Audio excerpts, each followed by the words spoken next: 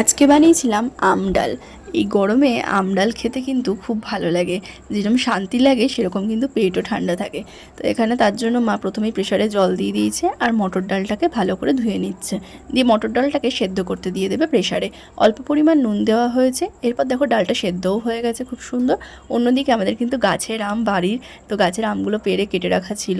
এরপর অল্প একটু হলুদ কিন্তু ডালের মধ্যে মিশিয়ে দেওয়া হয়েছে, আর কড়াইতে দিয়ে দেওয়া হয়েছে সর্ষের তেল আর কালো সর্ষে ফোড়ন আর দুটো শুকনো লঙ্কা ফোড়ন। ফোড়নটা একটু কিছুক্ষণ হয়ে গেলে দিয়ে দিতে হবে কেটে রাখা আমগুলো। অনেকে আম সেদ্ধ করে কিন্তু টেস্ট হয় না ওতে বেশি, তাই আমরা আমটাকে এরমভাবে হালকা নুন দিয়ে কিন্তু ভেজে নিই। এরপর হালকা ভাজা হয়ে গেলে ডালটায় দিয়ে দিতে হবে সম্ভার। দেখো খুব ভালো করে এবার কিন্তু মিক্সড করে নিতে হবে, আর অবশ্যই চিনিটা দিতে হবে। চিনিটা এখানে অল্প পরিমাণ দিলে হবে না, তোমরা একটু আন্দাজ মতনই দিও। আমরা এখানে মোট 2.5 চামচ চিনি ব্যবহার করেছি, এটা একটু মিষ্টি মিষ্টি না হলে ভালো লাগে না। দেখো আমাদের টক ডাল কিন্তু রেডি। আজকে আম ডাল দিয়ে ভাত খাবো, আর তার সাথে আম ডালের সাথে যেটা মেন যায় লঙ্কা ভাজা দিয়ে আলু ভাতে, এটা ছাড়া অসম্পূর্ণ। আর হয়েছিল পাঁপড় ভাজা আর আলু কুমড়ো ছোলা দিয়ে একটা তরকারি। আজকে নিরামিষ খাবার আমাদের এভাবেই জমে গেছিলো।